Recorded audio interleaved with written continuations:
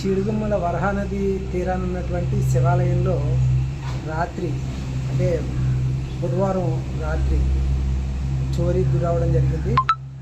మామూలుగా ఆనవాయితీగా ప్రతిరోజు 8 గంటల వరకు పంతులు గారు ఇక్కడ పారాయణ చేసే ఆయన ఇద్దరు ఉంటారు. రాత్రి 8 గంటల వరకు 8 గంటలకు ఆలయం మూసుకొని వెళ్ళడం జరిగింది. ఉదయం 5:30కి పంతులు గారు వచ్చి చూసేసరికి గేటు తాళాలు పగలగొట్టున్నాయి. లోపలికి వెళ్ళేసరికి హుండీలు, లోపల గర్భగుడి తాలూకు తాళాలు అన్నీ పగలగొట్టున్నాయి.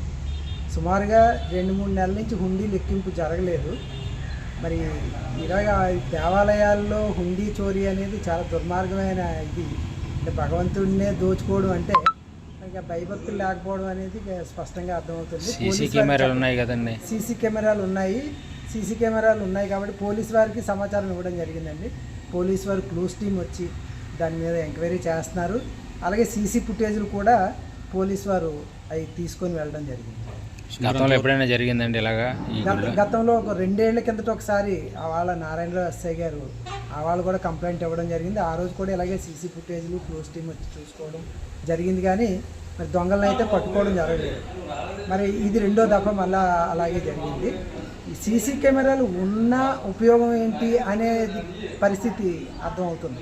ఎందుకంటే గతంలో కూడా సీసీ ఫుటేజీలు కవరేజ్ అది తీసుకొని వెళ్ళారు. ఈసారి కూడా సీసీ ఫుటేజ్ చూడాలి. మరి ఒక్కసారైనా దొంగలు పట్టుకొని గట్టిగా పనిష్మెంట్ ఉంటే ఇలాంటి పునరావృతం కాకుండా ఉంటాయి అనేది ప్రజల తాలూకు అభిప్రాయం. కూడా ఏంటంటే ఎందుకు దేవుడినే దోచుకుంటుంటే ఇంకా మనకేం భద్రత ఉంటుంది అంటే దేవుడిపై ఉన్న నమ్మకం కూడా సన్నగిల్లే ప్రమాదం ఉంది.